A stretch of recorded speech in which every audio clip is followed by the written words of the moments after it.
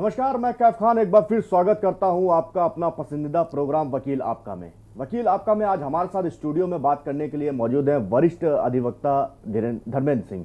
आज हम बात करेंगे रोड एक्सीडेंट के बारे में। तो चर्चा शुरू करने से पहले आपको बता दें कि आप भी हमारे नंबर्स पर लगातार कॉल कर सकते हैं। हमारे नंबर आपकी टीवी स्क्रीन पर फ्लैश हो रहे हैं। अगर आपकी भी अपनी कोई समस्या है, कोर्ट से कचहरी से जुड़ा हुआ कानूनन कोई दांवपेच ऐसा है जिसके बारे में आप जानना चाहते हैं, तो हमारे नंबर पर आप कॉल करें। हमारी कोशिश रहेगी कि हम आपके सवालों का बखूबी जवाब दें। कोशिश ये रहेगी कि कैसे आप अपनी समस्या का समाधान पा सकते हैं, वो भी वकील साहब आपको बताने की कोशिश करेंगे।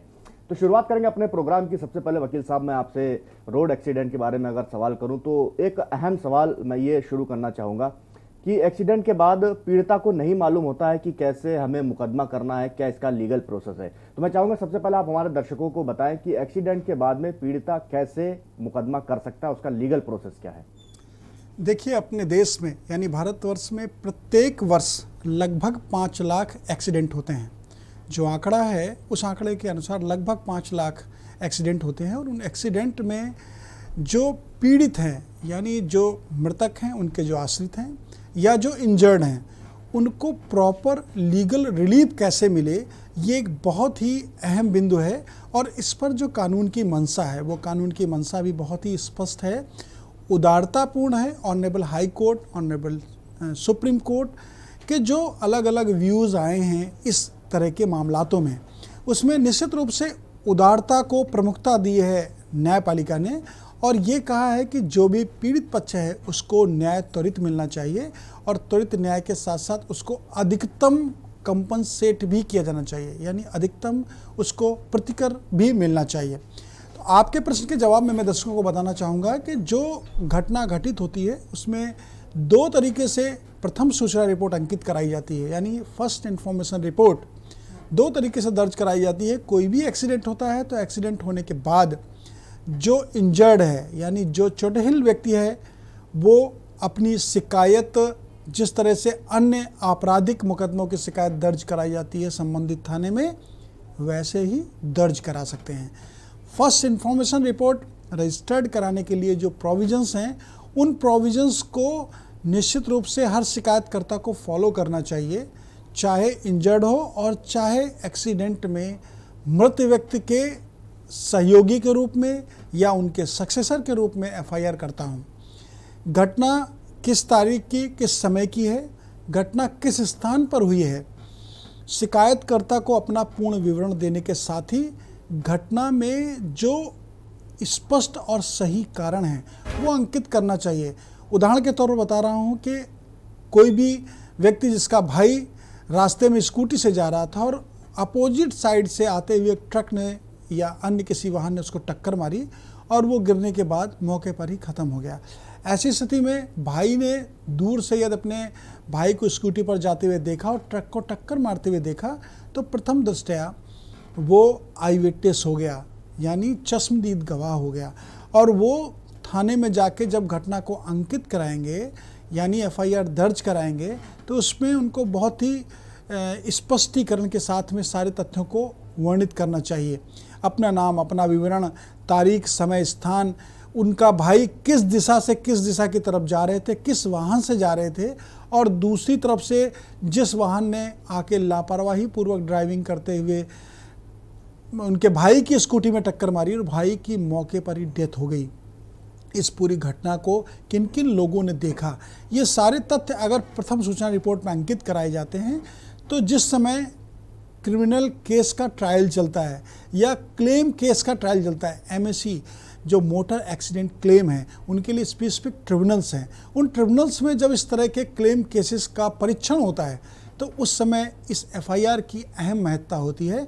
और इस एफआईआर में जो एफआईआर करता है, जो घटना का कारण है, जो घटना के गवाह हैं, चश्मदीद हों या अन्य किसी तरह के साक्ष्य हों, और घटना में जिस वाहन से घटना घटित हुई है, उन सबका अगर स्पष्ट विवरण होता है तो निश्चित रूप से आगे जब ट्रायल चलता है किसी भी क्रिमिनल या क्लेम केस का, तो उस ट्रायल में उनको यानी शिकायतकर्ता को मैक्सिमम बेनिफिट कोर्ट द्वारा मिल सकता है।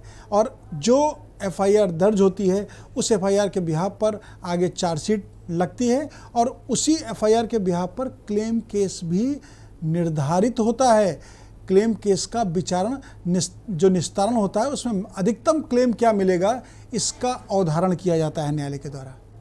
बिल्कुल, जैसे कि वकील साहब आपने बताया यहाँ पे कि जिस तरीके से पीड़ित जो है उसका एक्सीडेंट होता है, उसके साथ में अगर चश्मदीद जो होता है वो मुख्य होता है, अगर वो चाहे तो जाके, चाहे वो भाई हो, रिश्तेदार हो, या यहाँ पे कोई जो खड़ा हुआ वो देख रहा हो, चश्मदीद जाके अगर एफआईआर करना चाहे तो कर सकता है। एक अहम सवाल वकील साहब यहाँ पे ये भी उठता है कि अगर इस बीच में कोई उसका घरवाला जो पीड़ित है, जिसकी मृत्यु हो गई एक्सीडेंट में, वो चाहे मुआवजा अगर लेना चाहे, तो मुआवजा लेने का लीगल प्रोसेस क्या होता है? क्योंकि बहुत से मामले ऐसे होते हैं जिनमें लोगों को मालूम ही नहीं होता है कि मुआवजा लेना है, नहीं लेना है, और लेना भी है तो उसका प्रोसेस क्या है।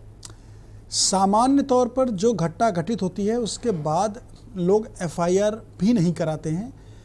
अगर एफआईआर करा दी तो उसके बाद फिर जिसके खिलाफ एफआईआर कराई है, बहुत सारे मामलातों में जिनके अगेंस्ट में एफआईआर दर्ज हुई है वो सेटलमेंट कर लेते हैं और कुछ कंपनसेशन व्यवहारिक तौर पर देके मुकदमे को ख़त्म करा लेते हैं।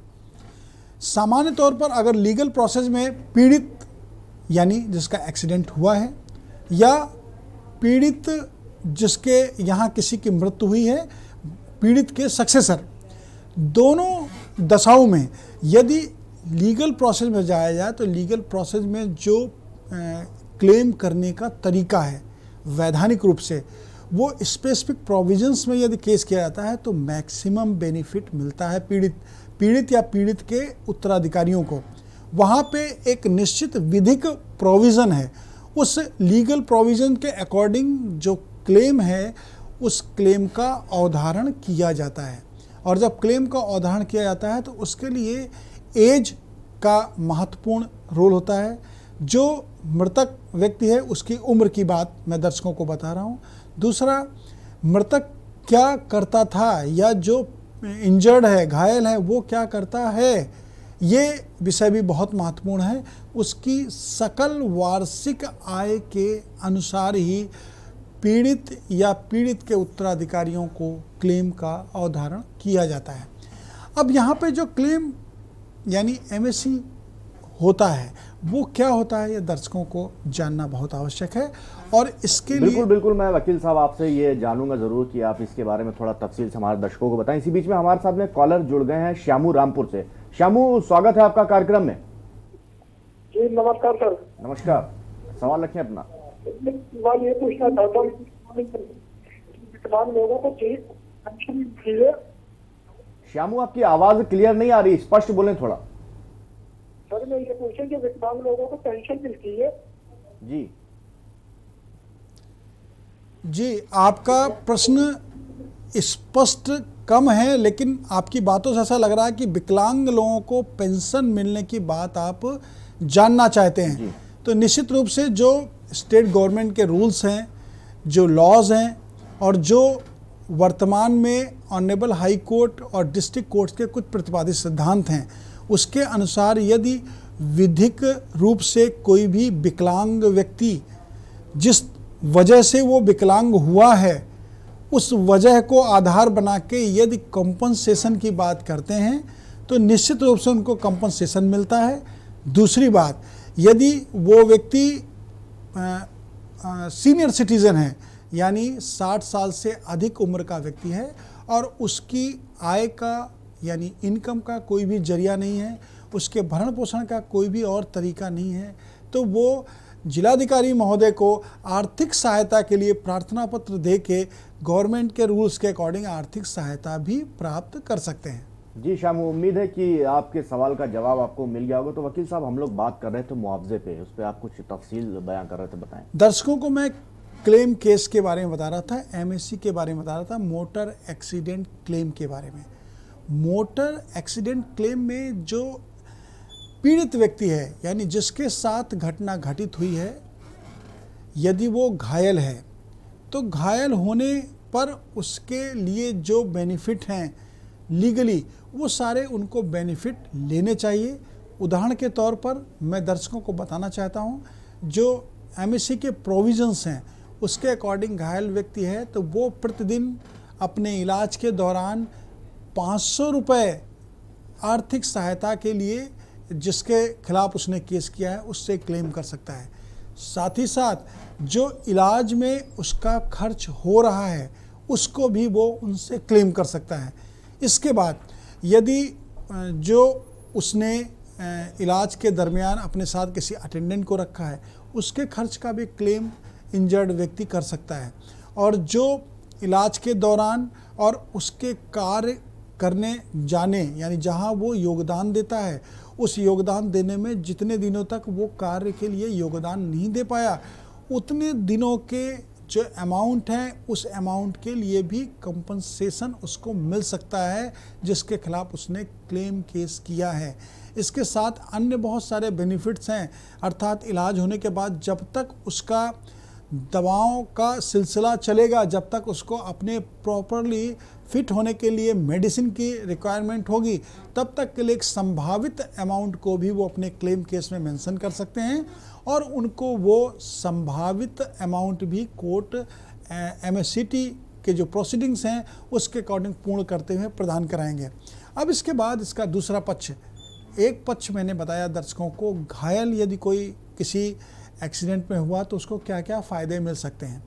इसी प्रकार यदि एक्सीडेंट में कोई व्यक्ति मृत हो गया है यानी उसकी डेथ हो गई है, तो मृत व्यक्ति की उम्र, मृत व्यक्ति पर आश्रित लोगों का विवरण, मृत व्यक्ति किस तरह से मृत हुआ है यानी उसकी मृत्यु जो सामने से लापरवाही पूर्वक कोई भी वाहन चालक वाहन को चलाते हुए उसको टक्कर मारता है, उसकी डेथ हो जाती है, तो उसको अपने जो उसके सक्सेसर हैं उनको अपने लिए क्लेम करने का लीगल राइट है।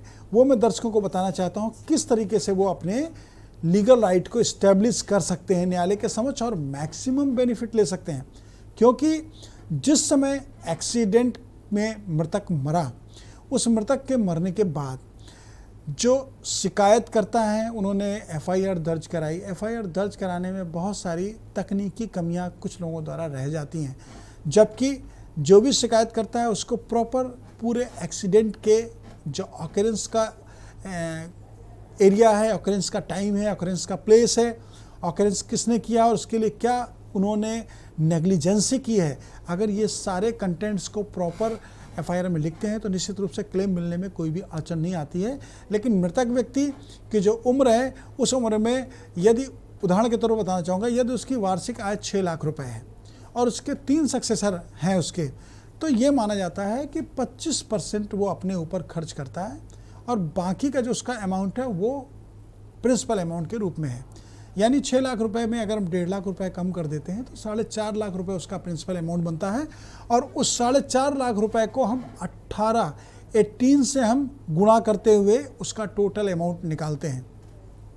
वो अमाउंट उदाहरण के तौर पर लगभग 1 करोड़ के आसपास यदि आता है तो उस 1 करोड़ के अमाउंट के साथ में हम आगे संभावित जो हमारी यानी जो मृतक की सैलरी है या मृतक को जो होने वाली आय है उसके 50% को आगे हम प्रोजम्पशन करते हुए कि 50% आय में इंक्रीज हो सकता था, उसमें 50% का और इजाफा करते हैं। इसका मतलब 1 करोड़ और उसके साथ में 50% 50 लाख रुपए और 1.5 करोड़ रुपए। इन 1.5 करोड़ रुपए के साथ में जो अदर पेमेंट्स किए गए हैं मृतक के आश्रितों द्वारा, यानी एक्सीडेंट के बाद मृतक मृत होने तक जो इलाज कराया है उस इलाज के लिए भी उसको जो भी इलाज का खर्च है वो प्राप्त करने का अधिकार है। और इसके साथ में न्यायालय का जो शुल्क है यानी न्यायालय में जो व्यय हुआ है उसको भी उसको प्राप्त करने का अधिकार है। तो इस तरह के और कई बेनिफिट्स हैं जो MSCT की जो प्रोसीडिंग्स हैं उस प्रोसीडिंग के दरमियान अगर वो न्यायालय के समक्ष प्रूफ करते हैं तो मृतक के आश्रितों को अधिकतम लाभ न्यायालय से मिल सकता है। जी बिल्कुल। तो इसी बीच में हमारे साथ में वकील साहब एक हमारे कॉलर जुड़ गए हैं, सुधाकर जुड़े हमारे साथ में गुजरात से। सुधाकर, स्वागत है आपका कार्यक्रम में। सुधाकर, क्या आप मुझे सुन पा रहे हैं? हाँ, सुन पा रहा हूँ जी, स्वागत है आपका कार्यक्रम में। सवाल रखें अपना। हाँ, मेरा सवाल बोलूं आपका? जी हेलो। जी जी, आपकी आवाज आ रही है, आप अपना सवाल रख सकते हैं। हाँ, मेरा सवाल है कि हम 3 भाई और 1 बहन है जी, और एक हमारी माताजी हैं। मेरे पिताजी की मृत्यु हो गई है अब से 3 साल पहले। तो वो किस तरह से वसीयत का बंटवारा होना चाहिए, क्या करना चाहिए, कानूनी कार्रवाई हम लोगों को? देखिए, आप 3 भाई बहन हैं, आपकी माता हैं, आपके पिताजी का देहावसान, डेथ हो चुकी है। तो ऐसी स्थिति में यदि कोई इमूवेबल प्रॉपर्टी है, यानी अचल संपत्ति है, जिसका आप आपस में बंटवारा करना चाहते हैं, तो उसके लिए प्रोसेस है, आप आपसी पारिवारिक समझौते के अनुसार अपने अपने शेयर को डिवाइड कर लें। 2005 वर्ष 2005 के बाद से जो हिंदू सक्सेशन एक्ट में परिवर्तन होने के साथ में संशोधन हुआ है, उसके अनुसार जो पुत्र का अधिकार है अपने पिता और माता और अपने पूर्वजों की संपत्ति पर, उसी प्रकार पुत्रियों का भी वैधानिक अधिकार उनके समान ही है। तो आपको न्यायालय के समक्ष यदि जाना है तो न्यायालय के समक्ष जाने पर आप सिविल सूट फाइल कर सकते हैं। वहाँ पर प्रॉपर्टीज़ के डिवाइडेशन के लिए, पार्टीशन के लिए आप सूट फाइल करेंगे, जिसमें आपको प्रॉपर्टी की वैल्यू पर मिनिमम कोर्ट फीस पे करनी पड़ेगी। और यदि आप न्यायालय नहीं जाना चाहते हैं तो आप एक पारिवारिक समझौता कर लें। वैधानिक रूप से पारिवारिक समझौता यदि आपसी रजामंदी के साथ बैठकर किया गया है तो उसकी भी वही विधिक महत्ता है जो किसी रजिस्टर्ड डॉक्यूमेंट्स की है। आप पारिवारिक समझौते को करने के साथ उस पारिवारिक समझौते का डिक्लेरेशन सिविल कोर्ट से करा सकते हैं, यानी उस पारिवारिक समझौते की उद्घोषणा न्यायालय के द्वारा करा सकते हैं। वहाँ आपको इसके लिए एक दीवानी का वाद सिविल सूट फाइल करना होगा। उस सिविल सूट में आपको जो रिलीफ लिखना है वो रिलीफ यही लिखना है कि will dated such and such या compromise dated such and such, जिसके according family settlement dated such and such, जिसके अकॉर्डिंग हम सारे सक्सेसर्स ने अपने अपने अधिकारों को संरक्षित करने के लिए प्रॉपर्टी का ये हिस्सा प्राप्त कर लिया है इस समझौते के अनुसार। अब हमको किसी भी कानूनी कार्रवाई में आगे कोई लीगल प्रोसेस नहीं करना है। ऐसी स्थिति में इस पारिवारिक समझौते को ही आधार मानते हुए हमारे अपने हिस्से का सुनिश्चय कर दिया जाए तो न्यायालय उस कंप्रोमाइज़ पे जो डिक्री होगी उसको साथ में अटैच फैमिली सेटलमेंट को आधार मानते हुए आपके अपने अपने अधिकारों का सुनिश्चय कर सकती है। और ये इसमें आपको कोर्ट फीस व्यय करने की ज़रूरत भी नहीं है।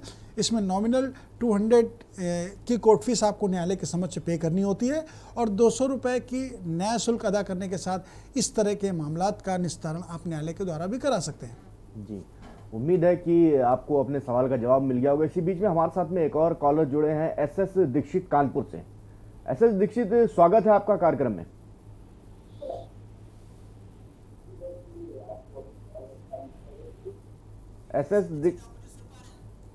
क्या आप मुझे सुन पा रहे हैं? हेलो जी जी, आप अपना सवाल रखें। जो है 2008 में एक्सीडेंट हुआ, FIR लिखाई गई। हाँ बिल्कुल सुन रहा हूँ। जी जी, आप अपना सवाल रखें। 2008 में एक्सीडेंट हुआ, FIR हुई। जी, आपकी आवाज आ रही है? कंटिन्यूअसली अभी तक इलाज चल रहा है। क्या और अभी भी उसका ट्रीटमेंट चल रहा है। आपकी आवाज स्पष्ट नहीं आ रही है एसएस दीक्षित साहब। आप अपने सवाल को सही से रखें ताकि हम आपके सवाल को समझ सकें, बेहतर तरीके से उसका जवाब दे सकें। अब कहाँ पर दाखिल कर सकते हैं? दीक्षित जी, आपके साथ या आपके किसी अपने नज़दीकी के साथ यदि कोई भी एक्सीडेंट हुआ है और एक्सीडेंट होने के बाद 2008 से लेके आज तक अगर इलाज चल रहा है तो ये एक बहुत ही गंभीर विषय है। निश्चित रूप से आपको लीगल सपोर्ट भी मिलना चाहिए। आप क्लेम केस जहां पर एक्सीडेंट हुआ है उस थाना क्षेत्र के अंतर्गत न्यायालय में आप सबमिट कर सकते हैं, यानी जिस ज़िले में आप रहते हैं उस ज़िले के MSCT कोर्ट में जो ट्रिब्यूनल है उस ट्रिब्यूनल के समक्ष अपनी आप प्रार्थना को करते हुए पिटीशन फाइल कर सकते हैं, या जहां पर इलाज चल रहा है व्यक्ति का, जहां वो रहता है उस थाना क्षेत्र के अंतर्गत जो ज़िले की न्यायालय है क्लेम केस के लिए, वहां पर अपने आप पिटीशन को फाइल कर सकते हैं। या जहां पर विपक्षी जिसने एक्सीडेंट किया था और उस एक्सीडेंट करने वाले ड्राइवर, उसके मालिक या इंश्योरेंस कंपनी जिसका विवरण भी आपको मालूम है, उनके रहने वाले क्षेत्राधिकार में भी आप क्लेम केस फाइल कर सकते हैं। और क्लेम केस फाइल करने के साथ 2008 से अब तक कराए गए इलाज और अन्य व्यय के सारे अमाउंट को आप उनसे प्राप्त कर सकते हैं न्यायालय के आदेश के उपरांत।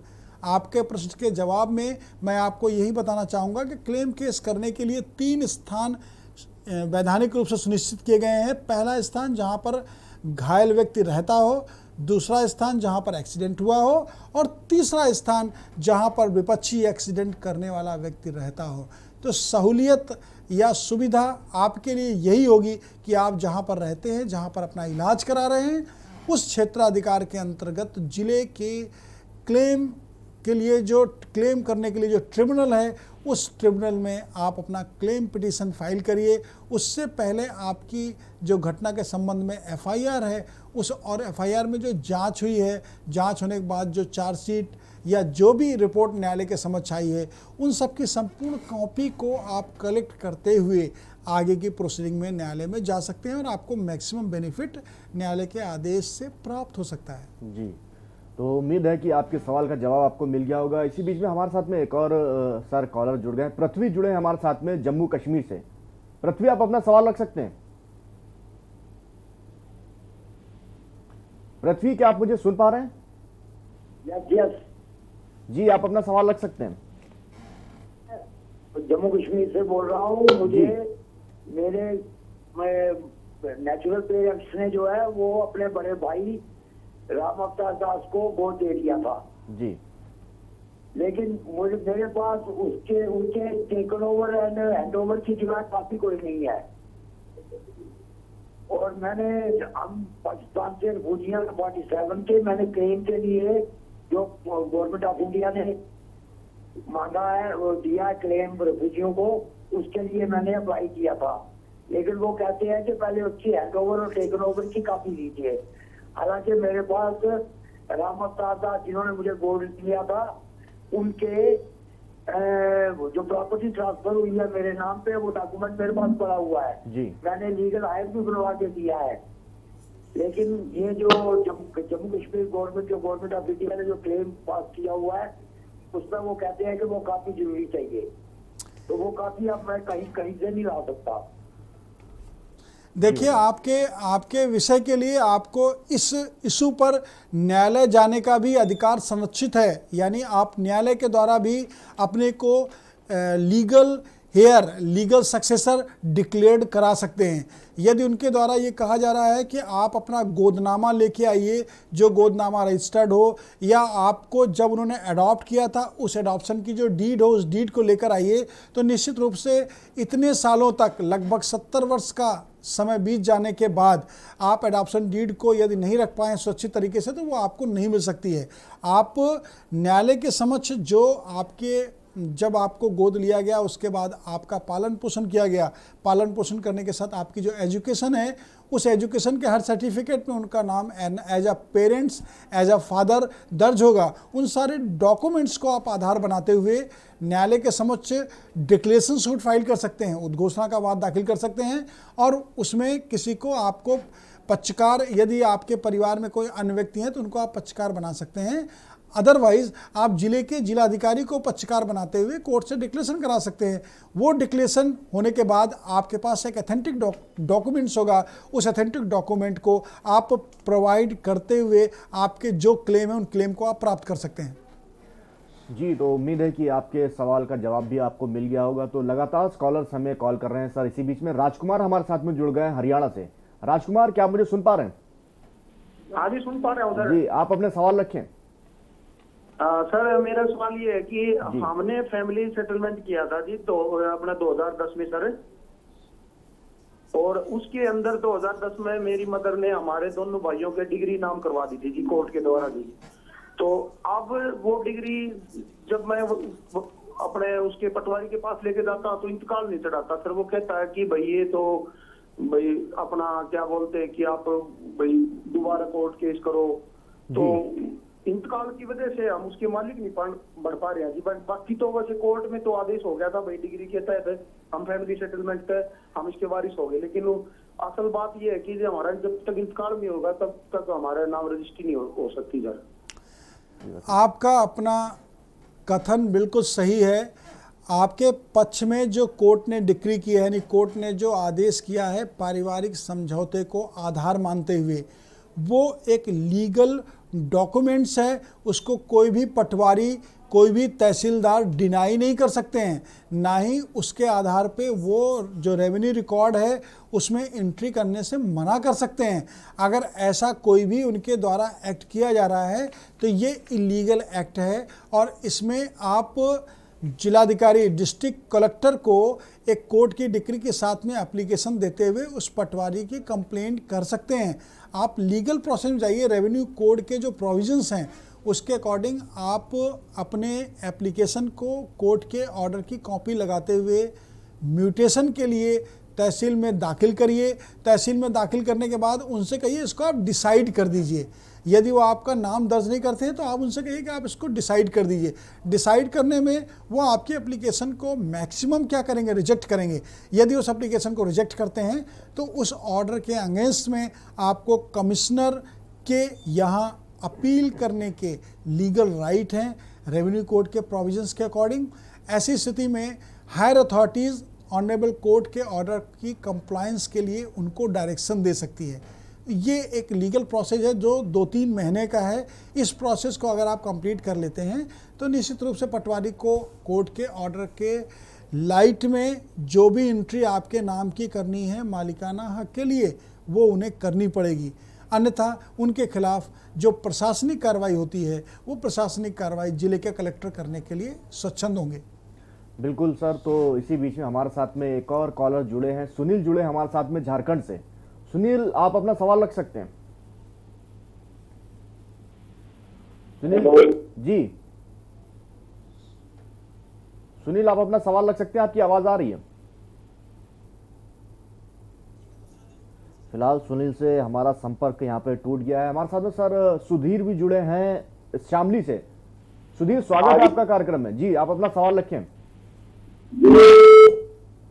307 का 4 साल पहले जी फर्जी, और उसमें एफआर लग चुकी थी, और एफआर लगने के बाद में जो कोर्ट में गया तो एफआर लगा हुआ कागज गया, लेकिन अभी तक उसमें हम ये सोच रहे थे 182 या 420 का उसमें चल सके कि नहीं चल सकता। हमको क्या करना चाहिए? अगर आपके खिलाफ कोई एफआईआर दर्ज कराई गई और उस एफआईआर को दर्ज कराने के बाद इन्वेस्टिगेशन ऑफिसर ने, जांचकर्ता ने उसमें फाइनल रिपोर्ट न्यायालय में प्रस्तुत कर दी, तो फाइनल रिपोर्ट के जब तक एक्सेप्टेंस का कोर्ट का ऑर्डर नहीं आता है तब तक केस पूर्णतया खत्म हो गया ये नहीं माना जाता है। जब भी एफआईआर आती है न्यायालय के समक्ष तो न्यायालय का यह स्वविवेक होता है कि उस अंतिम आख्या को वो स्वीकार करें या उसमें फर्दर इन्वेस्टिगेशन का ऑर्डर करें। तो प्राइमा फेसाई आपको जो न्यायालय की प्रोसीडिंग्स हैं उसको कंप्लीट होने का वेट करना चाहिए। न्यायालय की प्रोसीडिंग्स कंप्लीट हो जाएं और वो एफआईआर एक्सेप्ट हो जाए, अर्थात न्यायालय के विवेक के अनुसार न्यायालय को ये लगे कि ये घटना जो अंतिम आख्या आई है इसके हिसाब से कोई घटना नहीं है, अंतिम आख्या सही है, तो आप उनके खिलाफ 182 की प्रोसीडिंग्स में जा सकते हैं, या उसके अलावा आप डिफेमेशन की कार्रवाई कर सकते हैं जिन्होंने आपके खिलाफ मुकदमा असत्य रूप से दर्ज कराया है, और उसके साथ ही साथ आप जो भी लीगल रिलीफ चाहते हो न्यायालय के द्वारा प्राप्त कर सकते हैं। तो सुधीर, उम्मीद है कि आपके भी सवाल का जवाब बाखूबी आपको मिल गया होगा। फिलहाल हमारी चर्चा लगातार यहाँ पे आज जो रोड एक्सीडेंट पे थी वो चल रही थी, आगे भी चलती रहेगी। फिलहाल यहाँ पे वक्त हो चला है छोटे से ब्रेक के लिए, फौरन हाजिर होते हैं।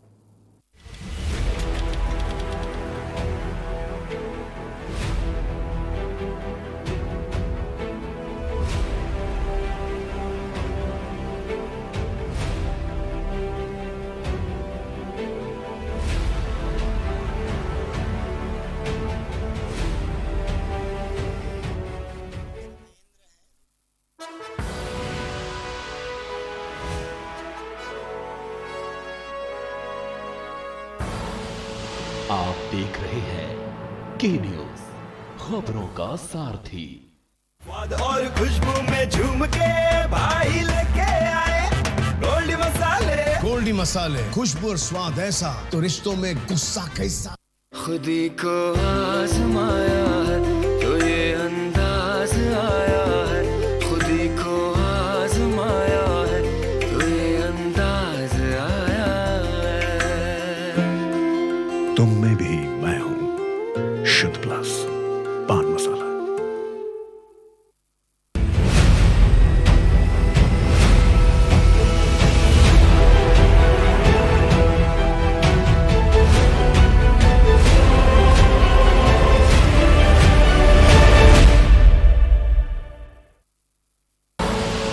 आप देख रहे हैं के न्यूज, खबरों का सारथी।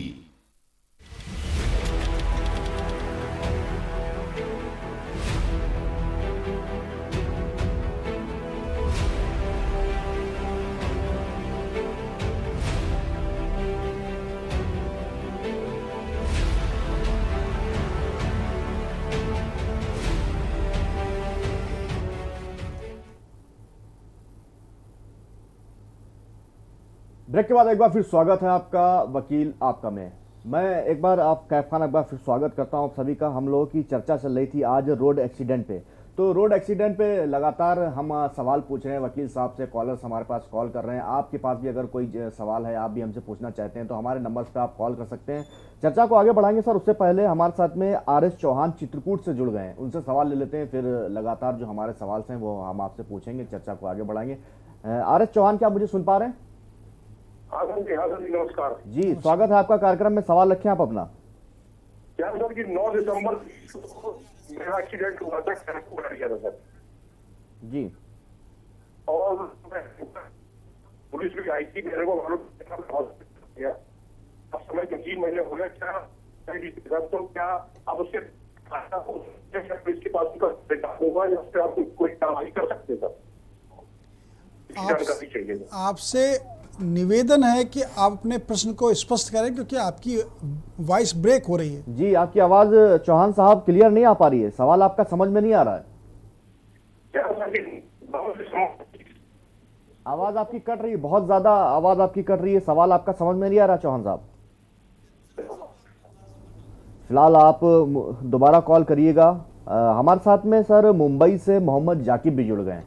मोहम्मद जाकिब, आप अपना सवाल रख सकते हैं।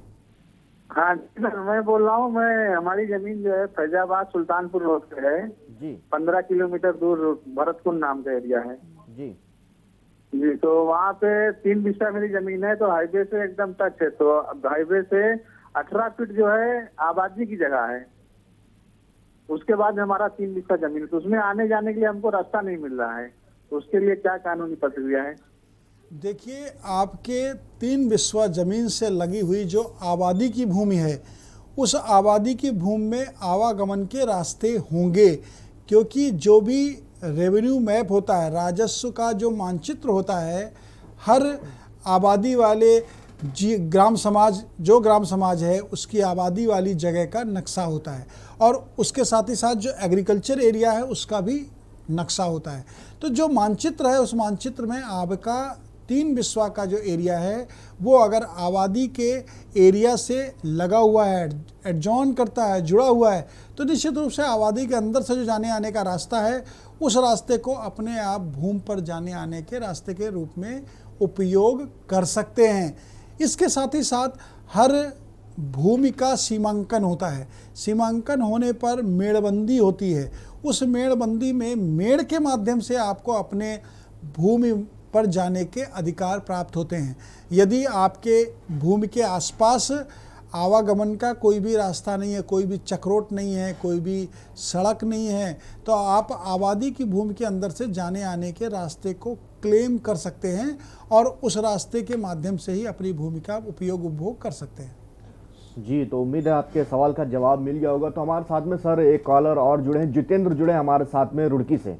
जितेंद्र, आप अपना सवाल रख सकते हैं। जी, हेलो जी, आपकी आवाज आ रही है जितेंद्र, आप अपना सवाल रखें। हेलो जी जितेंद्र, आपकी आवाज आ रही है। सर मैं ये कह रहा हूँ, मेरा कभी तारीख को 2 बच्चों ने मोटरसाइकिल से एक्सीडेंट कर दिया था सर। जी हेलो जी जितेंद्र, आप अपने सवाल को कंप्लीट करें, आपकी आवाज आ रही है। जी सर, वो 2 बच्चों ने ना ये पास की एक्सीडेंट कर दिया था, मेरा पैर में रोड डली है, मेरा पंजा खराब हो गया नीचे का। वकील साहब जितेंद्र जी इसका क्या क्या चाहते हैं अब इसके बाद, आपका प्रश्न क्या है? सर मेरा प्रश्न ये है सर, उन्होंने ना मुझे क्लेम में 6 रुपए दिए हैं सर, जब वो कह रहे थे कि आपको पूरा मेडिकल खर्चा देंगे, जबकि सर अब खर्चा मेरा 1.5 लाख रुपया हो गया, और मेरी मम्मी से और मेरी वाइफ से साइन करा ली थी उन्होंने। देखिए, आपकी मम्मी से या आपकी वाइफ से कोई भी साइन यदि उनके द्वारा करा लिए गए हैं तो उस साइन की रेलिवेंसी नहीं है, क्योंकि इंजर्ड आप हैं, घायल आप हैं, इलाज अपना आप करा रहे हैं, इलाज कराते हुए आपको अपनी जो प्रॉब्लम्स उसको फेस करना पड़ रहा है। तो ऐसी स्थिति में आप उनके खिलाफ यदि आपने कोई फर्स्ट इन्फॉर्मेशन रिपोर्ट दर्ज कराई है, यानी एफआईआर दर्ज कराई है, तो उसके लाइट में आप क्लेम केस उनके खिलाफ फाइल कर सकते हैं, और आप अपने इंजरी के लिए जो क्लेम है, यानी मेडिकल में जो आपका एक्सपेंस हुआ, जब तक आपका आप हॉस्पिटल में हॉस्पिटलाइज है उसका खर्च जो हुआ, आपने जो अटेंडेंट रखा अपने साथ में, आपको अपने जो नुकसानात हुए, आप जहां सर्विस करते थे या आप कहीं बिजनेस करते थे उससे जो इनकम थी वो इनकम प्रभावित हुई, तो इन सारी बातों को रखते हुए आप एक क्लेम केस उनके खिलाफ फाइल कर सकते हैं। क्लेम केस के लिए मियाद नहीं है, आप जब अपने आप को सक्षम पाएँ, जब आपको ये लगे कि आप चल फिर सकते हैं, उस समय उनके खिलाफ केस फाइल कर सकते हैं।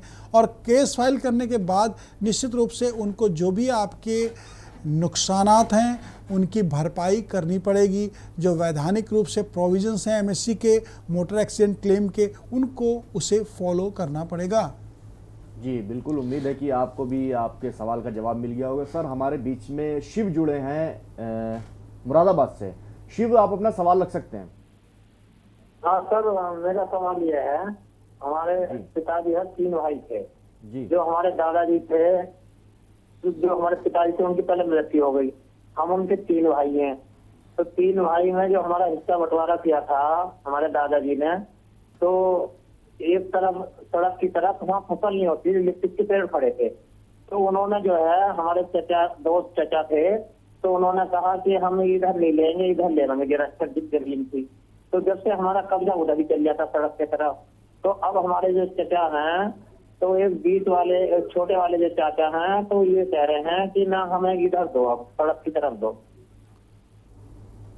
देखिए, जो आपके दादाजी की संपत्ति है जिसमें आप लोगों के अपने हिस्से का सुनिश्चय हो गया, यानी आपके अपने अपने हिस्से को निर्धारित करते हुए एक पारिवारिक समझौता हो गया, उसके अनुसार जो जिस भूमि का मालिक है भूमि भवन का, वो उस भूमि का स्वामित्व अपना स्थापित रख सकता है।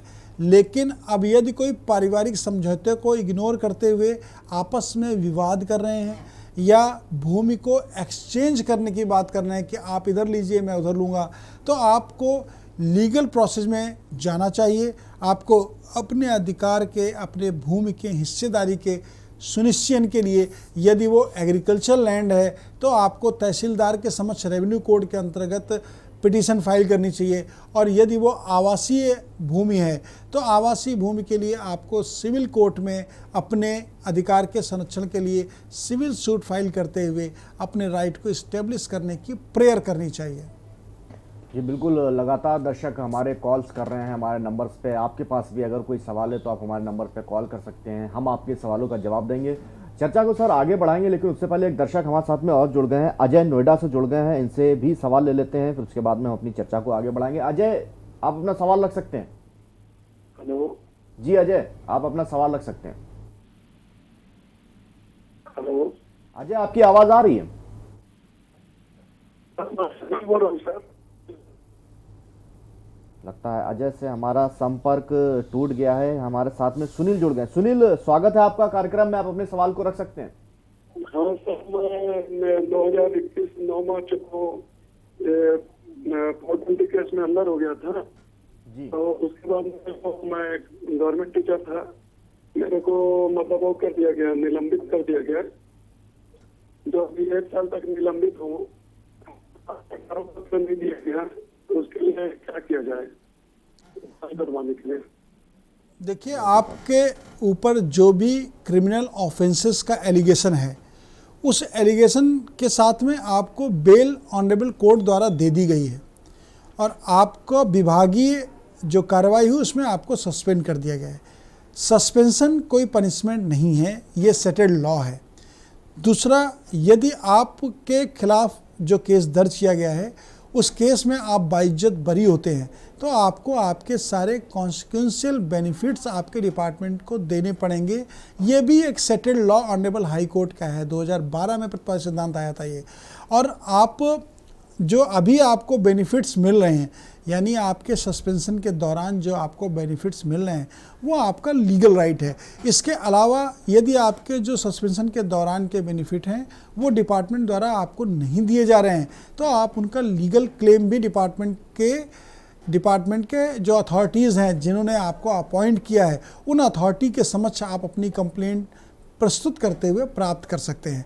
और डिपार्टमेंटल यदि कोई इंक्वायरी आपके खिलाफ चल रही है तो उस डिपार्टमेंटल इंक्वायरी में सहयोग करके आपको उसको भी कंप्लीट करा देना चाहिए, क्योंकि आपके आगे आने वाले भविष्य के सुनिश्चय के लिए क्रिमिनल केस का निस्तारित होना आपके पक्ष में, अर्थात आपको बाइज्जत बरी होना बहुत आवश्यक है। साथ ही साथ डिपार्टमेंटल इंक्वायरी का भी निस्तारित होना आपके पक्ष में बहुत आवश्यक है। इन दोनों के निस्तारित होने के बाद ही आपको आपके सारे कॉन्सिक्वेंशियल बेनिफिट्स जो नहीं भी प्राप्त हुए हैं वो प्राप्त हो जाएंगे।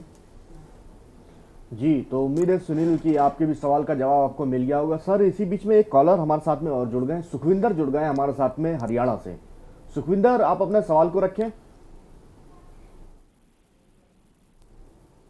सुखविंदर, क्या आप मुझे सुन पा रहे हैं? हाँ जी, मेरी आवाज आ रही है क्लियर? जी जी जी, आपकी आवाज आ रही है, आप अपने सवाल को रख सकते हैं। सर, मेरे दोस्त ने एक पेपर दिया था राजस्थान पुलिस का जी, तो उसमें वो अपना दोस्त एक नंबर पे रह गया था, उसकी कानूनी प्रक्रिया हो सकती है क्या? आपके आधे प्रश्न का जो बाद में आपने हमसे जानना चाहा है उपसम, उसको स्पष्ट नहीं कर पा रहे हैं आप, कृपया अपने प्रश्न को फिर से करिए। आप अपने सवाल को सुखविंदर रिपीट करें ताकि बेहतर तरीके से उसको समझा जा सके। सर, मेरे दोस्त ने पुलिस का पेपर, पुलिस का शुरू में। जी सुखविंदर, आपकी आवाज आ रही है, सवाल आप अपना कंटिन्यू करें। मैं सर ये कहना चाहता हूँ कि मेरे दोस्त ने पुलिस का पेपर दिया था, राजस्थान पुलिस का चूरू के अंदर पेपर हुआ था, उसमें मतलब कुछ बच्चे रह गए और मेरा दोस्त एक नंबर पे रह गया। उसकी कोई कानूनी प्रतिक्रिया है क्या दोबारा से कोई? अच्छा, आपने राजस्थान पुलिस में जो अपना एग्ज़ाम दिया था उस एग्ज़ाम में आपके दोस्त और आपके बीच में एक नंबर का जो डिफरेंस है उसके अकॉर्डिंग आप चाहते हैं कि आपका सिलेक्शन ना होने की दशा में आप न्यायालय के समक्ष क्या कार्रवाई कर सकते हैं?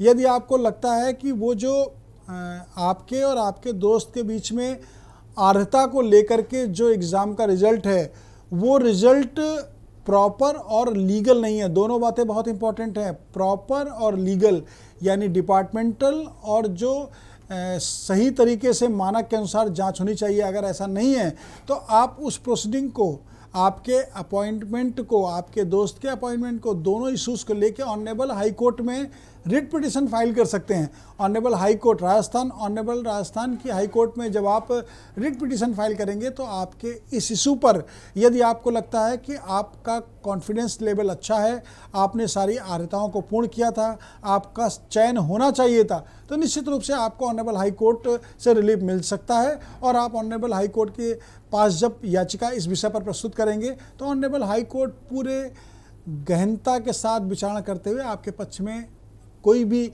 रिलीफ आपको देने के लिए स्वच्छंद है। बिल्कुल, उम्मीद है कि आपको भी आपके सवाल का जवाब मिल गया होगा। सर, हम लोग चर्चा कर रहे थे आज रोड एक्सीडेंट पे, तो इसी चर्चा को हम लोग आगे बढ़ाएंगे। सर, एक अहम सवाल मैं आपसे ये पूछना चाहता हूँ कि ज़्यादातर मामलों में ये देखा जाता है रोड एक्सीडेंट में एक्सीडेंट हो जाता है, घटना स्थल पर जो लोग होते भी हैं वो भी मदद के लिए आगे नहीं आते हैं। कहीं ना कहीं उनमें एक डर होता है, खौफ होता है कि कौन पुलिस की कार्रवाई में फंसे, कौन पुलिस को जवाब दे, इसके चलते वो लोग आगे नहीं आते हैं। तो कई मामले ऐसे होते हैं जो गंभीर हो जाते हैं। तो इस पे मैं चाहूँगा कि आप थोड़ा तफसील से हमारे दर्शकों को बताएं कि क्या इन मामलों में पुलिस कार्रवाई में जो लोग मदद के लिए आते हैं क्या उनसे भी पूछताछ हो सकती है? क्या उनको कोई डरने की बात है या वो बेहिचक बिल्कुल मदद कर सकते हैं घटनास्थल पर अगर किसी का एक्सीडेंट होता है तो? देखिए, जैसा कि मैंने दर्शकों को बताया कि एक्सीडेंट बहुतायत में होते हैं अपने देश में, और अपने देश में ही नहीं वरन पूरे विश्व में होते हैं। तो जो एक्सीडेंट होते हैं उस एक्सीडेंट के समय जो वहाँ के चश्मदीद गवाह होते हैं, यानी जिन्होंने घटना को देखा होता है, वो सामान्य तौर पर घटना को देख करके भी अनदेखा कर देते हैं और घटना को देखने के बाद भी जिस तरह से सहयोग करना चाहिए, मदद करना चाहिए, वैसी मदद नहीं कर पाते हैं, क्योंकि उनके मन में कहीं ना कहीं एक भय होता है कि मैं कहीं इस जो घटना हुई है उस घटना के लीगल कॉन्सिक्वेंसेस में इन्वॉल्व ना हो जाऊं। दर्शकों को ये जानना इस विषय पर बहुत आवश्यक है कि ऑनरेबल कोर्ट्स का जो व्यू है, honourable high court, honourable supreme court, honourable district court, वो बहुत उदारतावादिता के साथ यानी उदारवादी है। इसमें न्यायालय भी स्वविवेक का प्रयोग करते हुए बहुत जल्दी पीड़ित पक्ष को रिलीफ देती है और सामान्य तौर पर जो एक अवधारणा है वो अवधारणा बिल्कुल गलत है। जो भी घटना के समय वहाँ मौके पर मौजूद व्यक्ति हैं, मौके पर जो घटना को देखने वाले गवाह हैं, उन गवाहों की गवाही न्यायालय के समक्ष एक अहम साक्ष्य के रूप में प्रयोग की जाती है और उनको इस विषय पर डरने की कोई ज़रूरत नहीं होती है, क्योंकि वो अपने स्टेटमेंट को पुलिस को 161 सीआरपीसी के प्रोविजंस के अंतर्गत बयान देने के साथ ही न्यायालय के समक्ष भी आसानी से बयान देने के लिए आ सकते हैं या एक बार न्यायालय के समक्ष आकर के अपने बयान को दर्ज करा सकते हैं। और इससे पहले जो पीड़ित है, कोई भी व्यक्ति सामान्य तौर पर जिसके साथ घटना घटित होती है, वो उस दर्द को बहुत गंभीरता से और गहनता से समझते हैं, क्योंकि जो पीड़ित पक्ष है वो तो जीवन और मृत्यु के बीच में लड़ते हुए अपने को सरवाइव करने की कोशिश कर रहा है।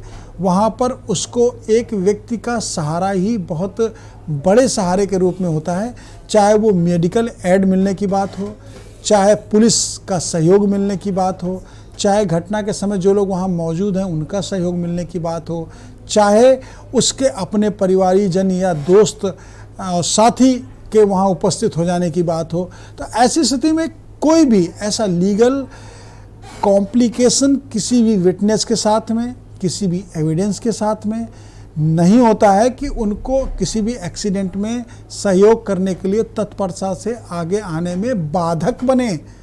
कभी भी कोई एक्सीडेंट हो, उस एक्सीडेंट में जो तत्परता के साथ जो पीड़ित पक्ष है उसकी मदद करते हैं, तो निश्चित रूप से एक मानवता का कार्य तो है ही, एक सामाजिक कार्य भी है, एक ये संवैधानिक कार्य भी है कि हमारे जो संवैधानिक अधिकार हैं और दायित्व है, उन अधिकारों का प्रयोग तो हम करते हैं, दायित्वों का प्रयोग नहीं करते हैं। हमें अपने दायित्वों का प्रयोग करते हुए पीड़ित पक्ष को जो अधिकतम लाभ मेडिकल का, उसको लीगल एड का, उसको फाइनेंशियल सपोर्ट का, उसके परिजनों को सूचना का, उसको कहीं ले जाने का, जो भी कर सकते हैं वो करना चाहिए। इसमें कहीं भी कोई लीगल बाइंडिंग्स, लीगल कॉन्सिक्वेंसेज ऐसे नहीं है कि किसी सहयोग करने वाले व्यक्ति के खिलाफ कोई कार्रवाई हो सके।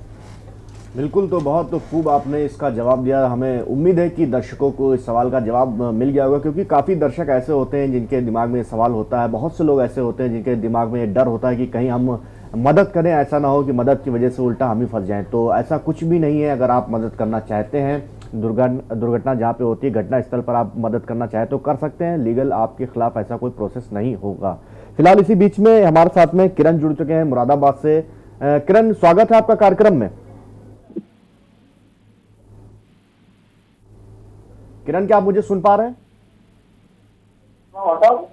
जी, आप अपना सवाल रख सकते हैं। नहीं, सवाल तो कर सकते हैं। ये जो टेलीकास्ट आ रहा है इससे बात नहीं करा सकते? किससे बात करनी है आपको? हाँ जी, वकील साहब से। जी जी, वकील साहब आपका सवाल सुन रहे हैं। आप सवाल अपना रखें, जवाब देंगे वकील साहब आपका। मेरा सवाल ये है जी सर, मेरा सवाल ये है कि एक मकान मेरी माँ के नाम था, एक मकान मेरी माँ के नाम था, वो गुजर गई है। अब हम 4 भाई हैं।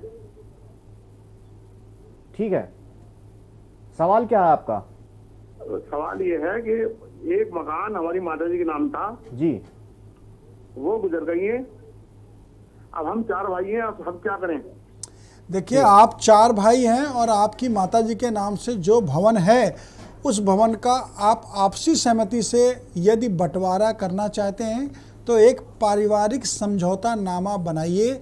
उस पारिवारिक समझौते नामे में आप चारों भाई अपने अपने हिस्से का सुनिश्चय कर लीजिए और उस पारिवारिक समझौते को आप न्यायालय के द्वारा उद्घोषित यानी डिक्लेयर्ड करा सकते हैं। एक तो आपका ये प्रोसेस हो गया जिसमें सारे चारों भाइयों के आपसी सहमति होने की बात है। यदि उन चारों भाइयों में किसी भी भाई की सहमति नहीं है तो ऐसी दशा में आपको अपने लीगल राइट, सक्सेशन के जो लीगल राइट हैं उनको इस्टेब्लिश करने के लिए पार्टीशन और डिक्लेरेशन का सूट न्यायालय के समक्ष प्रस्तुत करना चाहिए, जिसमें आप अपने हिस्से के सुनिश्चयन, उसके मालिकाना हक के सुनिश्चयन के बारे में न्यायालय से रिलीफ प्राप्त कर सकते हैं।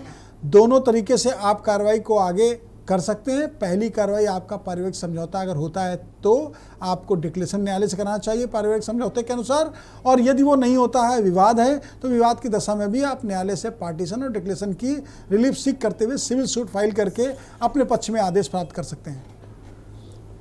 हाँ, बिल्कुल सर। इसी बीच में हमारे साथ में एक और दर्शक हमारे साथ में जुड़ गई हैं। निशा जुड़ी हैं हमारे साथ में लखनऊ से। निशा जी, आप अपना सवाल रख सकती हैं।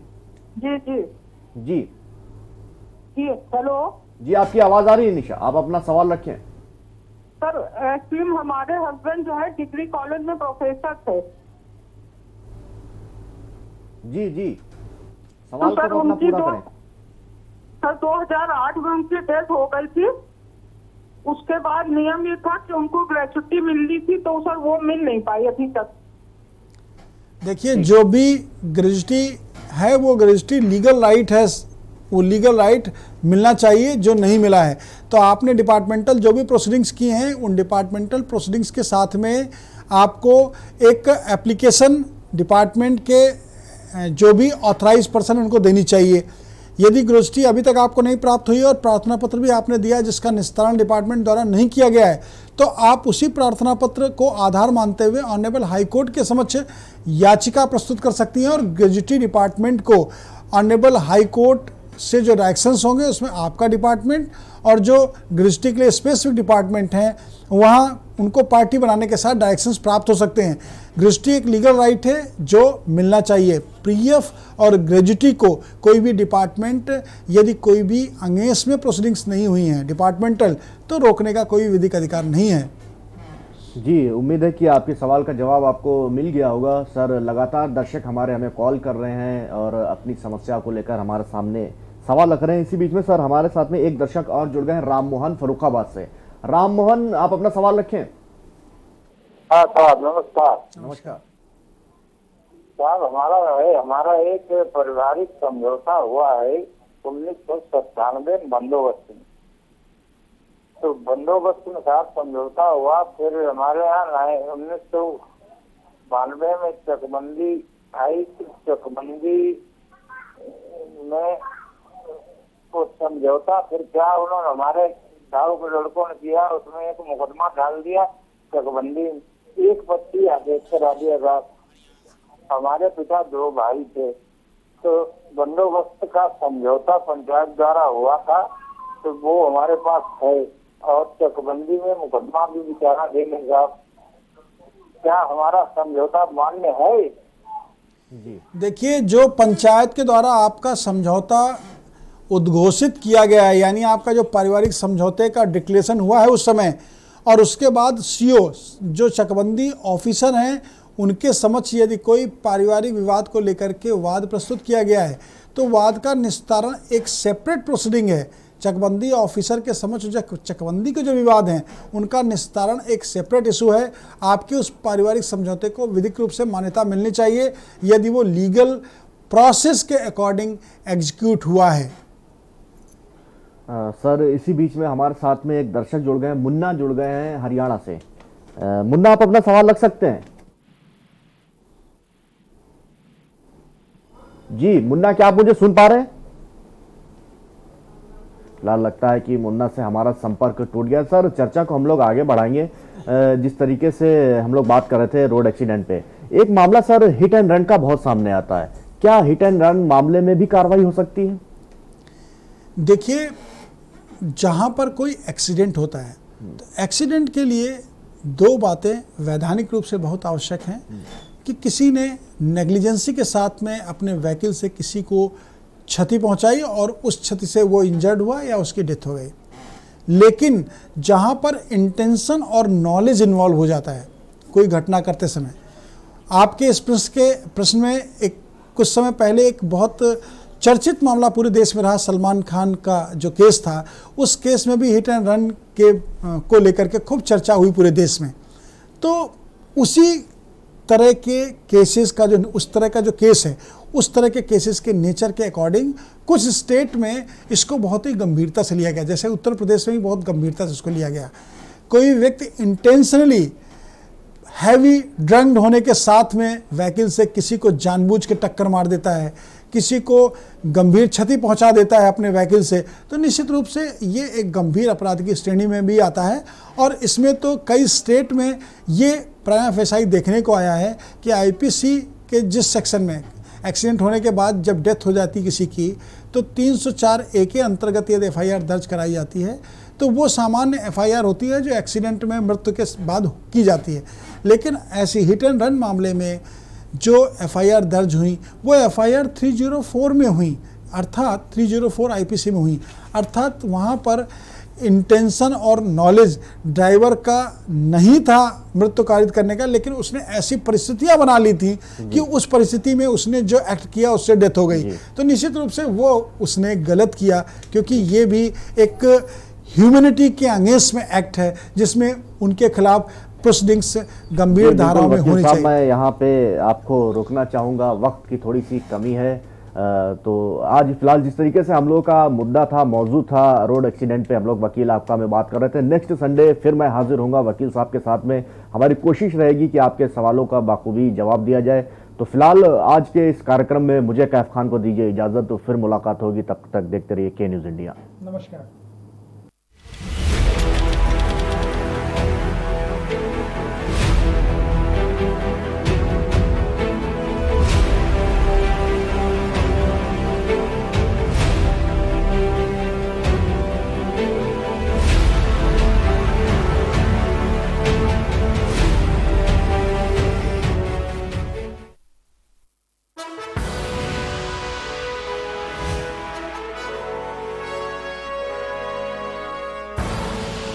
आप देख रहे हैं के न्यूज़, खबरों का सारथी।